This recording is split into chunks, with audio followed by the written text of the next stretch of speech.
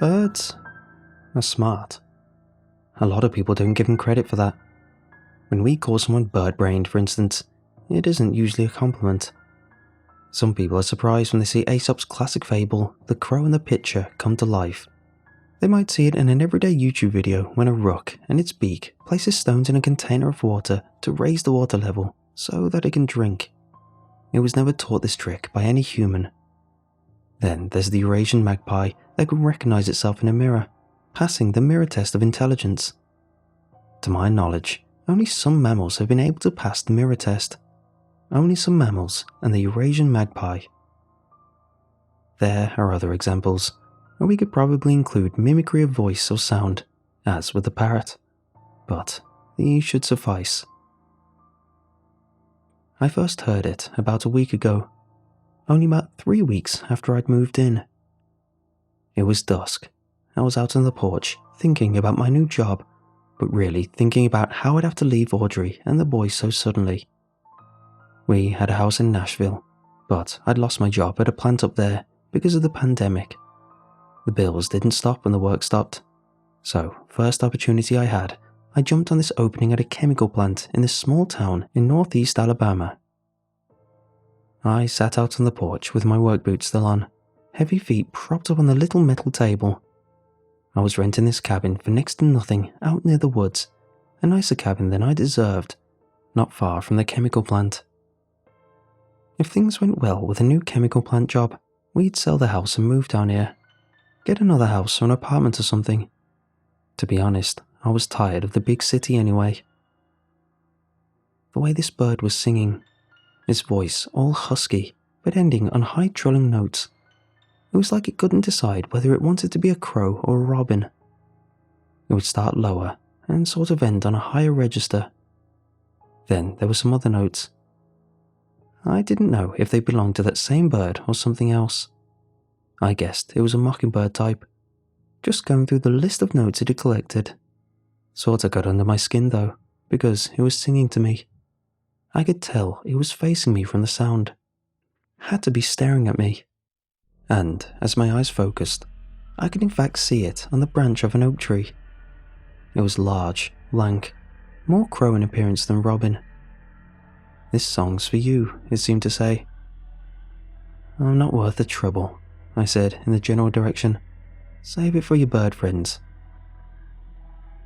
I kicked the dirt off my boots and went inside, but I heard it all through the night. It would stop for a while, then it would be back.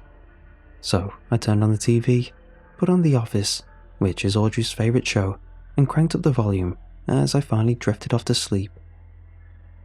It was that way for the next night, only the bird seemed more insistent.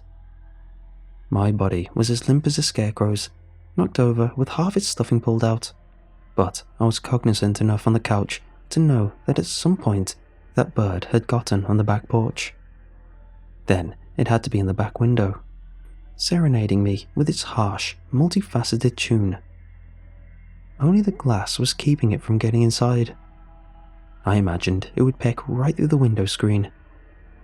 When the characters on The Office or whatever else I tried watching got quiet, I swear that bird would be raising its volume, and it had new sounds it could make.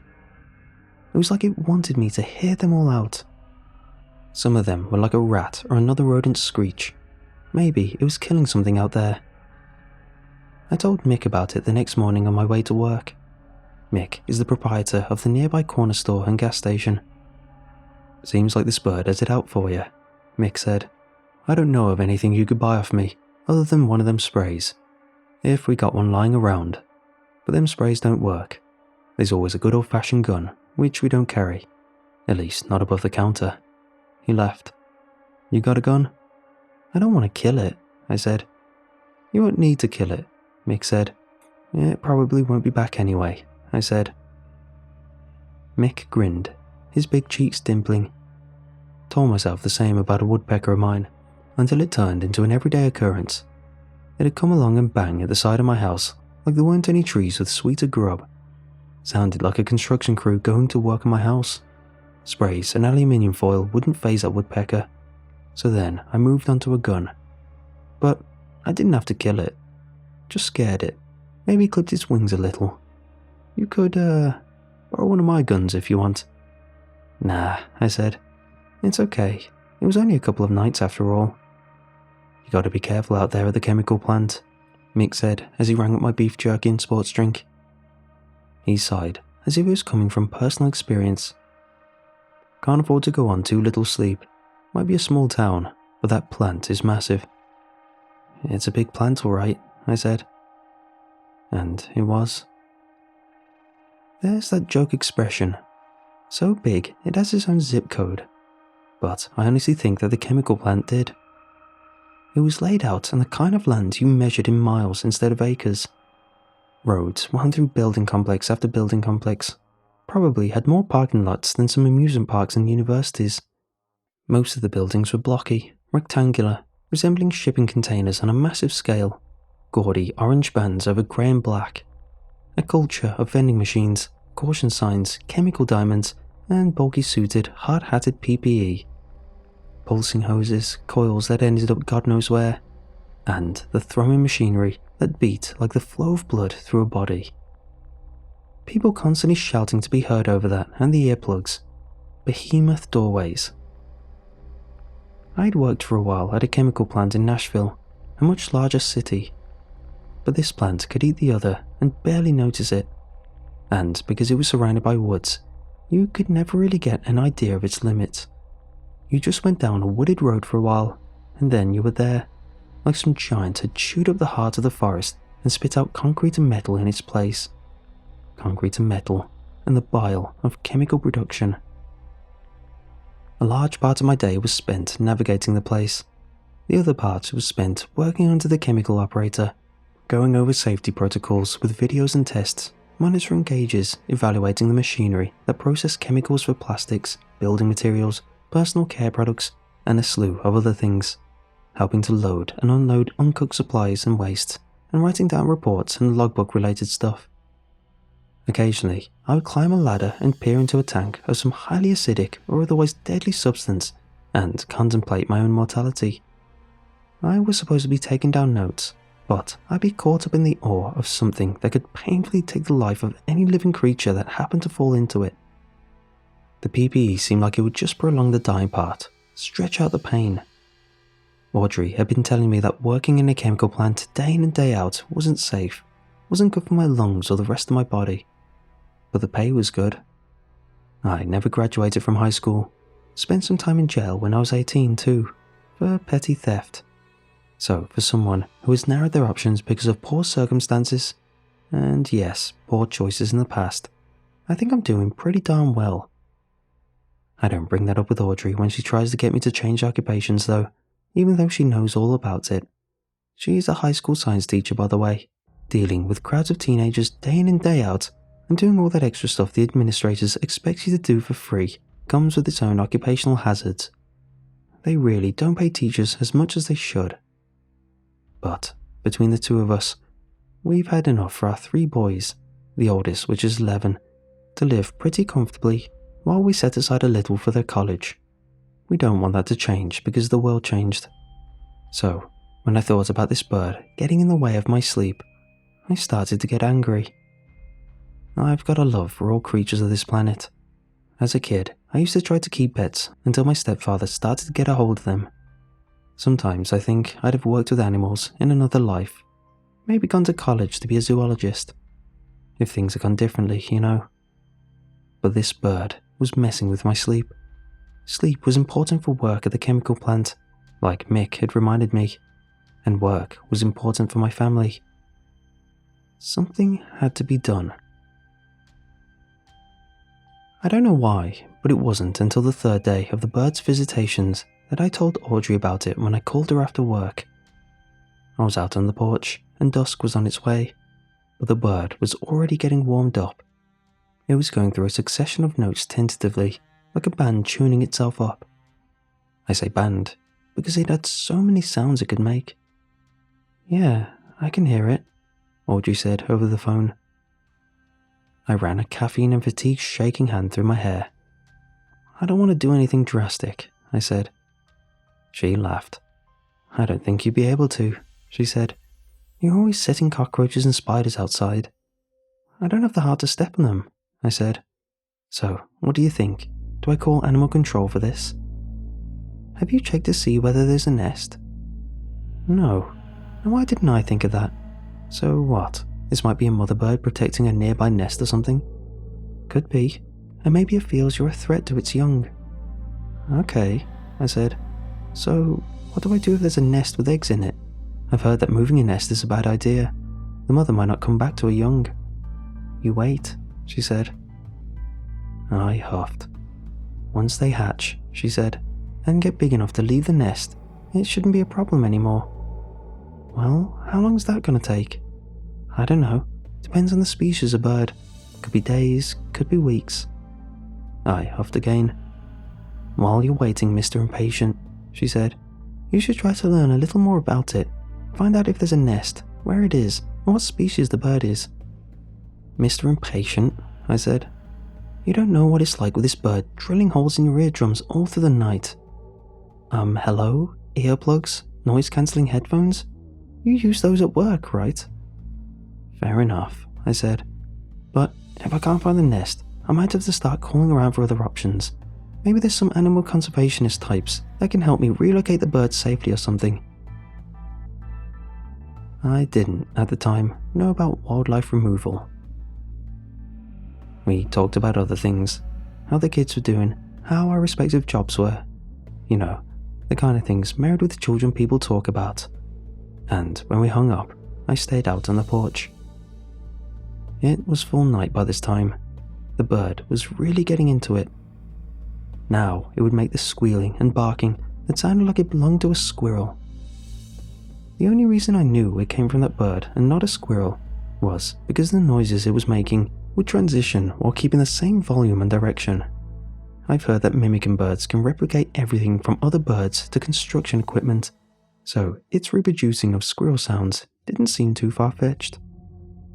Come daylight, I said, I'm going to get a better idea of what kind of bird you are and what you're doing here. I was feeling much better because I talked to my wife about it, and because tomorrow was Saturday and I had the weekends off. That meant I could sleep during the day if I had to. But then the frogs got going, and the insects. The noises intermingled, sounding symphonic, orchestrated, controlled. The frogs began to sound like brass instruments. They continued up, increasing their tempo and pitch to match the birdsong, up and up to a frenzy. I felt lightheaded. I sat down and tapped the desk table with my fingernails to try break the harmony. I wouldn't call it a harmony though. Not exactly. Because it seemed to be mocking the collections of noises we ordinarily call harmonies. I wouldn't call it disharmony either, because there was simply too much order to it. Has to be a coincidence, I thought. Just the human mind trying to impose order that isn't there. A few minutes passed, or half an hour, I'm not really sure, before the frogs and insects began to die down. But that bird was leading. It played me a dozen or so notes, harsh yet fading and doleful, that dwindled away and made me somehow more concerned about the silence to come. It ended.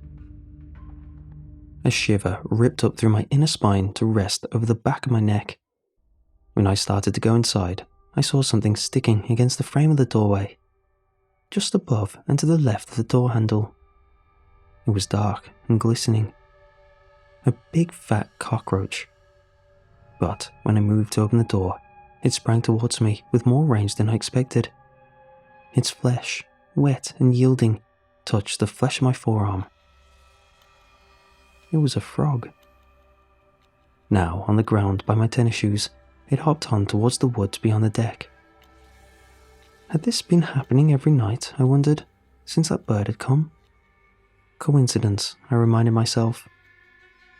I went inside, got some food cooking, put on the TV, and then the birds started up again.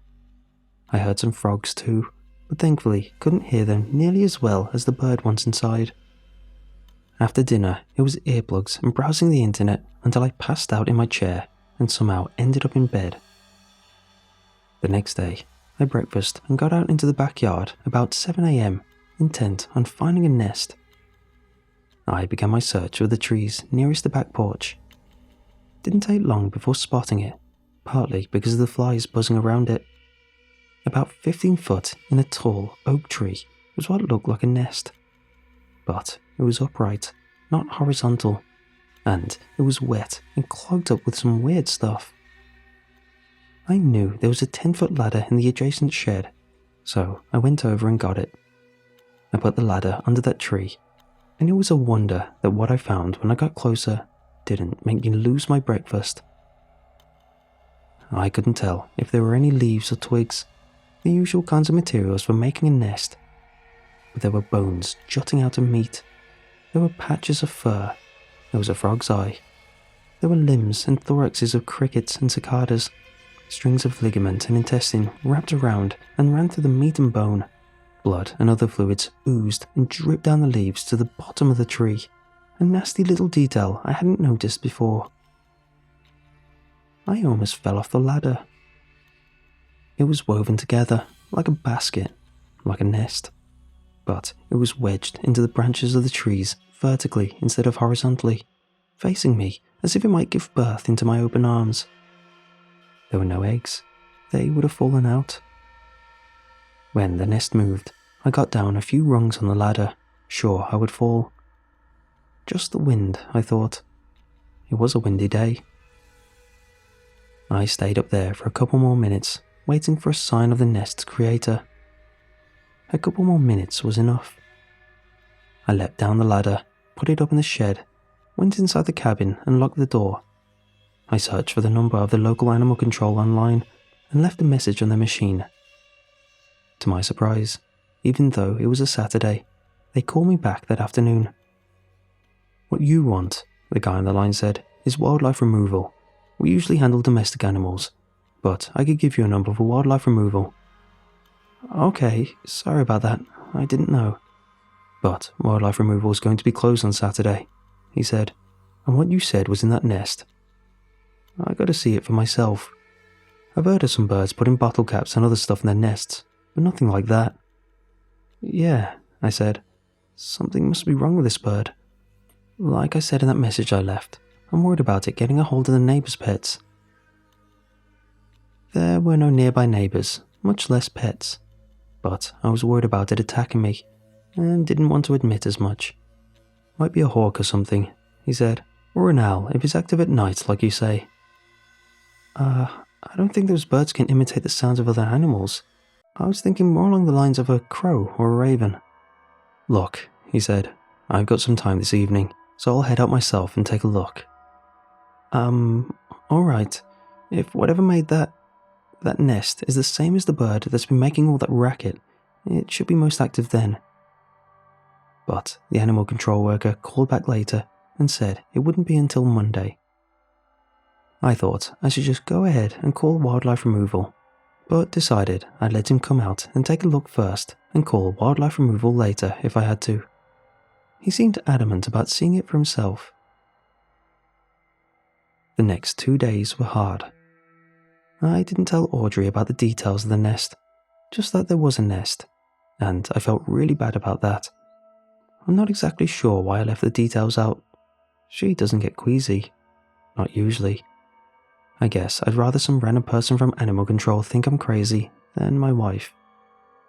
I planned on filling her in on all the details once the nest and the bird that had made it were removed from the property. I powered through Saturday and Sunday night with earplugs in. I didn't step foot outside. I never thought I'd be looking forward to Monday morning as I was. I got a call Monday during work, around 11 AM, that the animal control worker was ready to head out to the cabin I was renting. "I'd like to poke around in that nest," was one of the things he said. I didn't know if that was the best way to handle things, but when I suggested over the phone that maybe I should just go ahead and call wildlife removal like I was supposed to, he cut me off and asked for the cabin's address. I got home a little earlier than usual, at about 4:30. A white pickup truck was parked out in the driveway. It had animal control and the counter's name on its side. "Guess they couldn't get here until later," I grumbled. I called out as I went around the cabin to the back porch. I circled that cabin maybe 3 or 4 times. Then I heard something high and looked up where I was reluctant to look. The nest had gotten much bigger.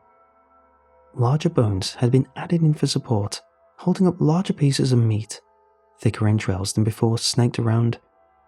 I saw some patches of clothing in among the fur and the other stuff that wasn't as wet. There was a knocked over ladder, the same ladder I'd used yesterday, that lay beneath the nest on the ground. It was covered in blood. I put my hands on my knees and threw up. Standing up, I wiped my mouth with the back of my hand. I peered at the nest again and could see that yes, it was moving. Coils in the nest jiggled as if fluids were coursing through them. Even though it was made of meat and bones, not metal and wire, I'd seen enough machines at work. I knew a machine when I saw one. I'd read somewhere that electrical currents in our bodies, as well as, I assumed, in those of other animals, are conducted across cells, and that such electrical currents are important for the functional parts of our bodies, like the heart and the brain. I wasn't sure how well the parts of living things could conduct electricity, especially once taken out. I didn't think it could be as well as inorganic machines could do. But this bird had clearly made some alterations. Maybe the machine had to use such parts, or maybe its creator wanted it that way. I don't know. What I do know is that meaty parts were moving and pumping, and the surrounding air felt as if it was charged, even from below. The nest clicked and throbbed. Something was happening. Repurposed bones and tendons stretched. There was a ripping noise, and a large, wet ball slipped out, fell down, and hit a few branches before cracking upon the ground. An egg. A large thing inside was coming out fast. It squawked, clawing away pieces of shell with fingers that had talons on them. A substance that was somewhere between yolk and a mammal's afterbirth fluid oozed out. By the time the creature had flung aside the other thick pieces of shell, which seemed oddly skin-like, I could see that the lower half of his face was wide like a frog's, and its eyes were both frog-like and insectoid. Feathered, balding wings hung from its back. The bald spot suggested the chitinous wings of a cricket or a cicada. Feather and fur competed for spots along its lithe but powerful-looking body. A hairy tail that was also balding revealed patches of hard, chitinous exoskeleton, whipped the air behind it. The creature stood about my height, looking straight into my eyes with its own that, in spite of their frog and insect-like position, it sniffed at me with a human nose that jiggled when the beak below opened to squawk at me again. After the squawk, it said, in the same voice that had been on the phone earlier, the animal control worker's voice, "Good Lord, never seen anything like it. Let me put a catchpole inside, usually for dogs and whatnot, but this is a good enough application." By the time its beak closed, I was screaming. It darted towards me, its wings flickered on its back. I couldn't move out of its way quick enough, but it slipped. Its long, strangely segmented hind legs arching into the air, its own afterbirth trailing. It must have slipped in the stuff it was born from, or reborn from. There were no eggs of offspring. Instead, from what I could tell, there was this nest-like machine that went somewhere, and there was this bird thing that rolled out repeatedly to hatch anew, to be reborn with new features. As it scrambled to get back up, still rolling around in the viscous fluid that had been inside its egg, I sprinted off towards my truck, keys already in hand. It screamed after me in a human voice. I couldn't tell if it was mimicking my own or that of the animal control worker that had come out to the cabin. I got on the road, found the interstate, and didn't stop driving, barring getting gas and heaving my guts out of the restroom, until I was parked in front of my house in Nashville 3 hours later. The porch light came on, and Audrey opened the door. I could see 2 of our boys peeking out on the other side of her. "Why didn't you call?" she said. "I wanted to surprise you." My voice broke like an old toy. "Got some time off work," I lied. "Oh, already?" she said. "Hopefully Mr. Impatient doesn't get in trouble with the boss." I embraced Audrey and the kids, feeling their strength of life flow through me. I tried to make what happened earlier go away by not thinking about it. But, like that bird thing coming out of the egg fully formed, its reality clawed away the pieces of my resolve. There was an image I kept coming back to that I recalled at some point on the road.